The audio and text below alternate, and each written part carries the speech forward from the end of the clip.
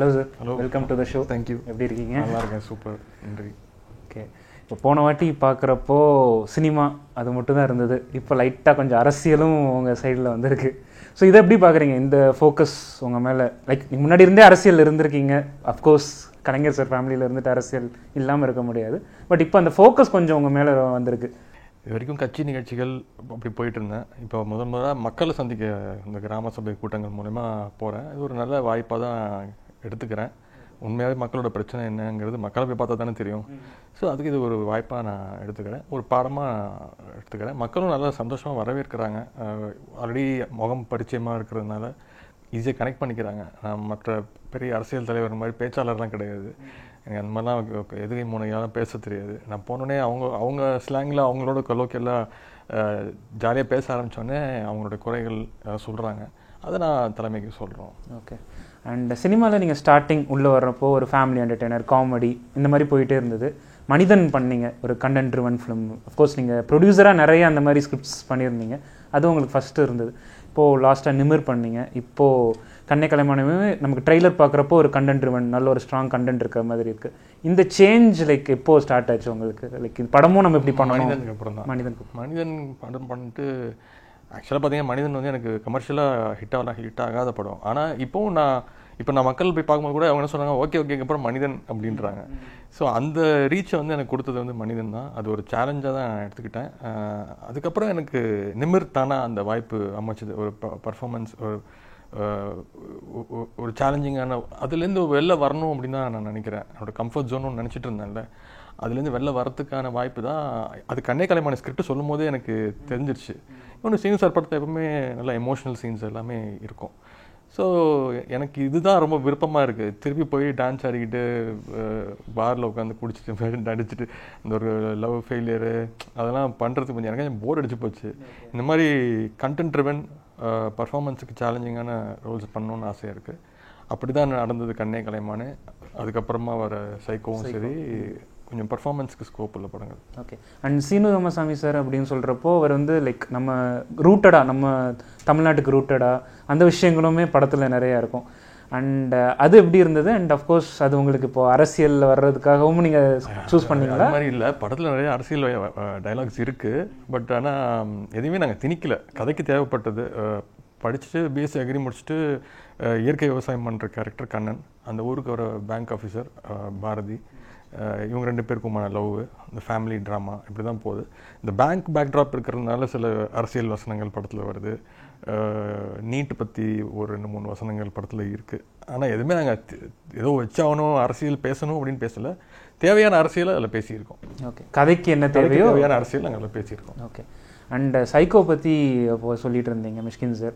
So அது வந்து like வேறு ஸ்கூல், பிரியதர்ஷன் இவங்க சீனு ராமசாமி சார்லாம் ஒரு கைண்ட் ஆஃப் ஃபிலிம்ஸ் எடுக்கிறாங்கன்னா அவரோட படம் அப்படியே வேறு மாதிரி இருக்கும். அவங்க ஆக்டர்ஸ் கொண்டு வந்து லைக் அவங்களோட பெர்ஃபார்மன்ஸ், அவங்க என்ன பண்ணாங்களோ அதை விட கண்டிப்பாக டிஃப்ரெண்ட்டாக இருக்கும்.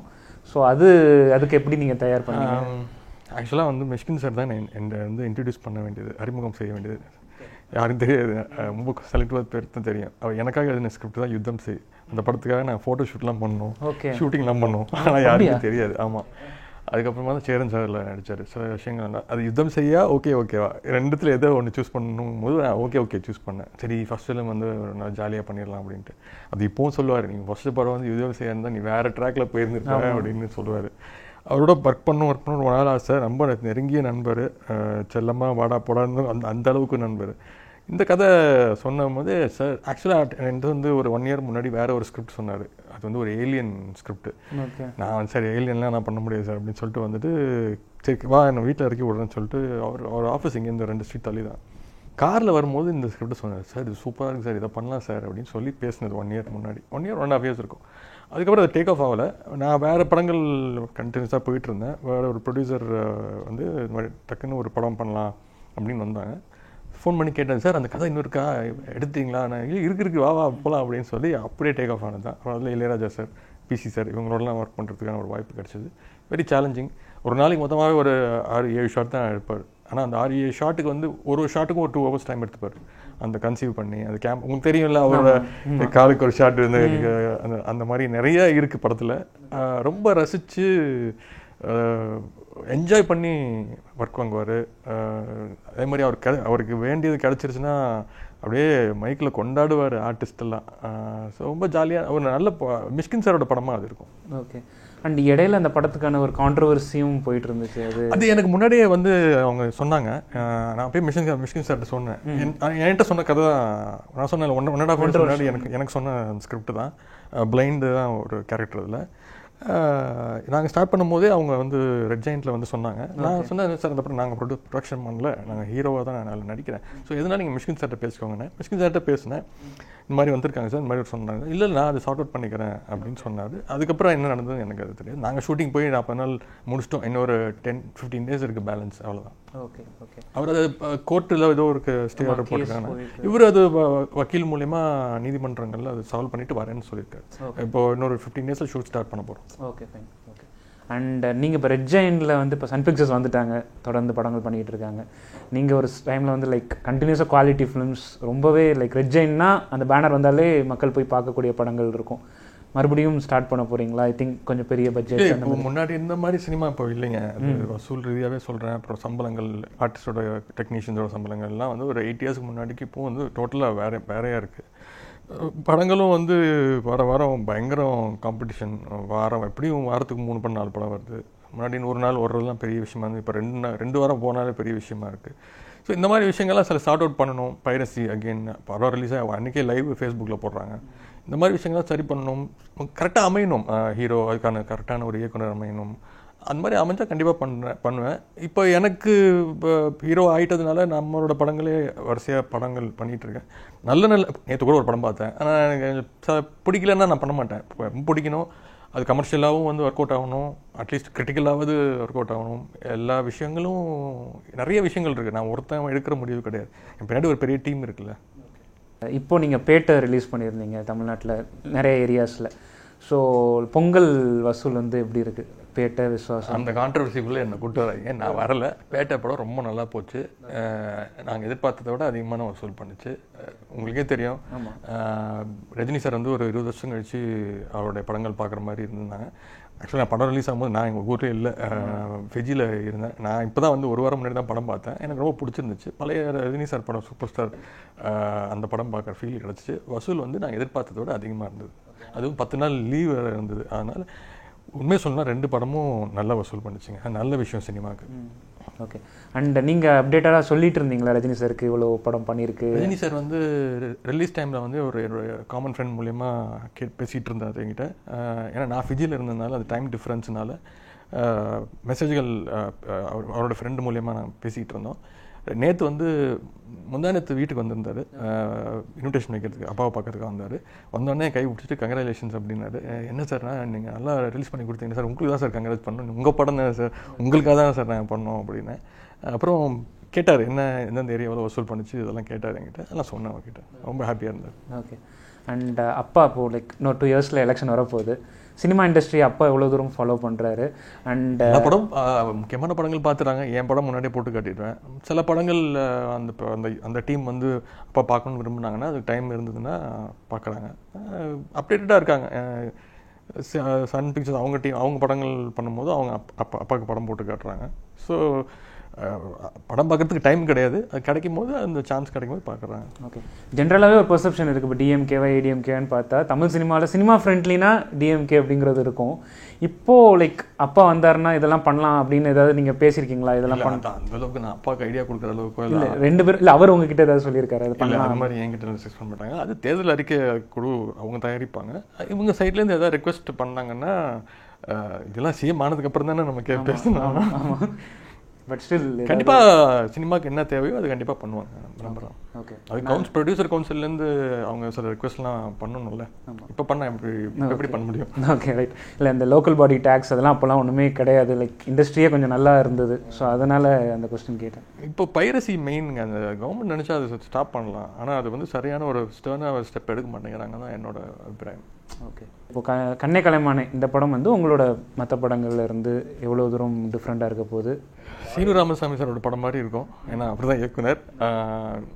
அவரோட டிப்பிக்கல் அவரோட ஸ்டைல், கிராமம், மனித உறவுகள் பற்றி பேசுகிற படம், பெண்கள் எவ்வளோ ஸ்ட்ராங்காக இருக்கணும், எவ்வளோ ஸ்ட்ராங்காக இருக்காங்க, அப்படிங்கிறது விஷயம். ஒரு பாட்டிக்கும் பேரனுக்குமான ஒரு அம்மா இல்லாமல் வளர்கிற ஒரு செல்லமாக வளர்கிற ஒரு பேரன், திடீர்னு ஒரு பொண்ணு வந்தோடனே பாட்டியை அவாய்ட் பண்ணிட்டு ஒரு லவ் மூடில் சுற்றுற அந்த பாரதிங்கிற கேரக்டரோட.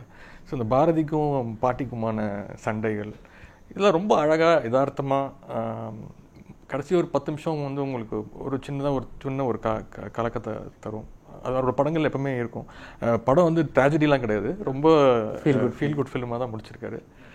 அவரோட டிபிக்கல் படமாக இருக்கும். இப்போ ரீசெண்டாக சொன்னீங்க ரஜினி சார் இன்விடேஷன் வச்சுருந்தாங்கன்னு சொல்லி, கமல் சாரும் உங்களுக்கு நீங்களே படம் பண்ணியிருக்கீங்க. ஸோ 2 பேரும் பாலிடிக்ஸ் வந்திருக்காங்க. இதை நீங்கள் எப்படி பார்க்குறீங்க? அண்ட் யாரும் வரலாமே, இதில் என்ன இருக்குது? இவர் ரஜினி சார் வந்துட்டாரா? இன்னும் வரல. இன்னும் வரல, சொல்லலை, வரேன்னு சொல்லிட்டு இருக்காரு. கமல் சார் ஆல்ரெடி வந்துட்டாரு, மக்களை சந்தித்து பேசிகிட்டு இருக்காரு. யார் வந்தாலும் வரவேற்போம், அவ்வளோதான். சார் நீங்கள் வந்து ஹாரிஸ் அவங்களோட பயங்கர ரிலேஷன்ஷிப், லைக் நிறைய படங்கள் உங்களுக்கு பண்ணியிருந்தாரு. ஐ திங்க் தான் ஃபஸ்ட் டைம் யுவன் சார் உங்களோட ஒர்க் பண்ணுற கண்ணை கலைமானு. அண்ட் சாங்ஸ் ஆல்ரெடி நல்லா ஹிட் ஆகிருக்கு. ஸோ அவரோட ரிலேஷன்ஷிப் எப்படி இருந்தது அந்த படம்? யுவன் வந்து ஆக்சுவலாக பார்த்தீங்கன்னா ஓகேலே ஃபஸ்ட்டு தேங்க்ஸ் கார்டு வந்து யுவன் தான் போட்டிருந்தேன். அப்போவே எல்லாம் ஏன்னு கேட்டாங்க. அப்போ வந்து இல்லை ஒரு கண்ணாடிங்க டைட்டில் ஃபேமஸ் ஆனதே வந்து யுவனோட பாட்டு, அவர் பாடின அவரோட வாய்ஸில் வந்த பாட்டுன்னு. எப்போவுமே நிறைய இடத்துல மீட் பண்ணும்போது, பிரதர் நீங்கள் என்னோட ஒர்க் பண்ண மாட்டீங்களா, நீங்கள் வெறும் ஹாரிஸோட மட்டும் தான் ஒர்க் பண்ணுவீங்களா? அப்படிலாம் இல்லைங்க, பண்ணலான்னு. இந்த படம் போன படத்தோட காம்பினேஷன், தர்மதுரை ஸ்ரீனு சார், வைரமுத்துவையா, அப்புறம் யுவன். சரி, அந்த காம்பினேஷன் அப்படி இருந்தால் நல்லாயிருக்கும். அந்த படத்தில் எல்லா பாடல்களும் சூப்பர் ஹிட்டாக இருந்தது. பாடல்கள் வந்து எதுவுமே நாங்கள் ஷூட்டிங் போகும்போது அவர் தரல. நாங்கள் வந்து வேறு ஹிந்தி பாட்டெலாம் போட்டு தான் எடுத்தோம். இந்த படத்தில் பார்த்தீங்கன்னா அதான் ஹீரோயின் பார்த்தோன்னே ஒரு சாங்கு அது மாதிரிலாம் எதுவுமே கிடையாது. எல்லாமே மாண்டாஜ் சாங்ஸ் தான். ஷூட் பண்ணி வந்துட்டோம். வந்ததுக்கப்புறம் பாட்டை போட்டு பார்த்துட்டு விஷுவல் பார்த்துட்டு அதுக்கப்புறமா அவர் சாங் கம்போஸ் பண்ணி கொடுத்தாரு. ஸோ அவருக்கு சாங்ஸை விட எனக்கு பார்த்தீங்கன்னா ரீரிகார்டிங்கில் தான் அவருக்கு நிறைய ஸ்கோப் இருந்தது. அந்த ரொம்ப எமோஷ்னலான சீன்ஸ் இருக்குது படத்தில், 2-3 சீன். ஸோ ஃபஸ்ட் டைம் யுவனோட ஒர்க் பண்ணுறது ரொம்ப சந்தோஷம். அவரும் படம் பார்த்துட்டு ஃபஸ்ட்டு ஃபோன் பண்ணி எனக்கு ரொம்ப தேங்க் பண்ணார். பிரதர் ரொம்ப தேங்க்ஸ் பிரதர், நல்ல படத்தில் நான் இருக்கேன் அப்படின்னு தேங்க் பண்ணார். ஸோ இந்த படம் கண்டிப்பாக பாடல்கள் எந்த அளவுக்கு ரீச் ஆகுன்னு தெரியல, ஆனால் பிஜிஎம் வந்து கண்டிப்பாக ஒரு நல்ல ஒரு படம். நாங்கள் ஒரு லெவலுக்கு எடுத்து வச்சுருக்கோன்னா இவனோட பிஜிஎம் வந்து அந்த சீன்ஸை வந்து இன்னும் கொஞ்சம் எலிவேட் பண்ணுதுன்னு நான் சொல்லுவேன். ஓகே. அண்ட் படத்தோட லிரிக்ஸில் கூட வந்து வங்கிக்காரி அந்த மாதிரிலாம் கொஞ்சம் சாங். அதான் அந்த தமிழ்னா வந்து பேங்க்கில் வேலை செய்கிறவங்க அந்த கேரக்டர். ஸோ அதனால தான் வைரமுத்து சார் தான் ஃபஸ்ட்டு படம் பார்த்தாரு. நான் சொல்கிறது வந்து நாங்கள் ஒரு 6-7 months முன்னாடி பிஜிஎம் ரீரிகார்டிங்லாம் இல்லாமல் அவர் தான் ஃபஸ்ட்டு படம் பார்த்தாரு. அதுக்கப்புறமா தான் அவர் பாடல்கள் எழுதி கொடுத்தாரு படம் பார்த்துட்டு. ஸோ அந்த கேரக்டருக்கு தகுந்த மாதிரி பாடல்கள் எழுதியிருக்காரு.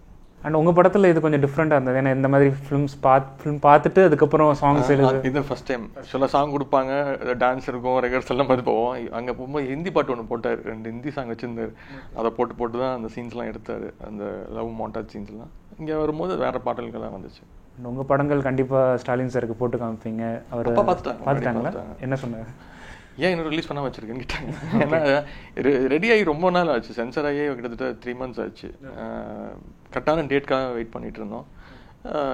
எங்கள் அம்மா பார்த்துட்டாங்க, வீட்டில் எல்லாருமே பார்த்துட்டாங்க. ஏன் இன்னும் ரிலீஸ் பண்ணல, சீக்கிரம் ரிலீஸ் பண்ணுறாங்க. ஏன்னா நல்ல படமாக இருக்கும். மனிதனுக்கு அப்புறம் எனக்கு வந்து ஒரு கண்டிப்பாக ஒரு பர்ஃபார்மன்ஸ் ஓரியன்டட் ரோலாக இருக்கும். ஓகே. அண்ட் இந்த ரிலீஸ் ரெகுலேஷன் இந்த விஷயங்கள்லாம் இப்போ தமிழ் சினிமாவில் நீங்கள் பார்க்குறீங்களா? அது எப்படி போயிட்டுருக்கு? இல்லையா, அதான் எடுத்துட்டாங்களே இப்போ. இருந்துச்சு, இருக்கும்போதும் சரியாக அதை ஃபாலோ பண்ணல. சில படங்களுக்காக அது திடீர்னு மாற்றினாங்க, திடீர்னு இருக்குனாங்க. எனக்கு அந்த டைமில் வந்து நான் ஒரு படம் தான் ரிலீஸ் ஆச்சு, குப்பை கதைன்னு நினைக்கிறேன். அது கூட நிறைய பிரச்சனைகள் ஆச்சு. அந்த ப்ரொடியூசரும் வந்து நிறைய இஷ்யூஸ் பண்ணார், கம்ப்ளைண்ட்லாம் வேறு கொடுத்தாரு. இப்போ தான் அது மாற்றிட்டாங்க. இப்போ யார் வேணால் எப்போ வேணால் ரிலீஸ் பண்ணிக்கலான்ட்டாங்க. முன்னாடியும் அந்த ஒரு ரெகுலேஷன் கமிட்டின்னு போட்டிருந்தாங்க, தவிர யாருமே அதை வந்து ஒரு கேரே பண்ணலை, இஷ்டத்துக்கு தான் பண்ணிகிட்டு இருந்தாங்க. ஸோ இப்போவும் அதுதான், இப்போ அந்த கமிட்டியை எடுத்துட்டாங்க, எப்போ வேணால் ரிலீஸ் பண்ணிக்கோங்கன்ட்டாங்க. கரெக்டான ஒத்துழைப்பு எல்லோரும் இருந்ததுன்னா அந்த மாதிரி பண்ணலாம். பட்டு இங்கே அந்த ஒத்துழைப்பு இல்லைன்னு நினைக்கிறேன். நான் அந்த அரசியலுக்குள்ளே போகிறதே கிடையாது. சங்கம் கட்டிட்டு எங்கே இருக்குன்னு கூட தெரியாது. ஓட்டு போகிறதோட சரி, அதில் தலையிறது கிடையாது. பட் கரெக்டாக ரெகுலேஷன் பண்ணி எல்லாருக்கும் யூஸ்ஃபுல்லாக இருக்கிற மாதிரி பண்ணால் நல்ல விஷயம் தான். Okay sir, thank you.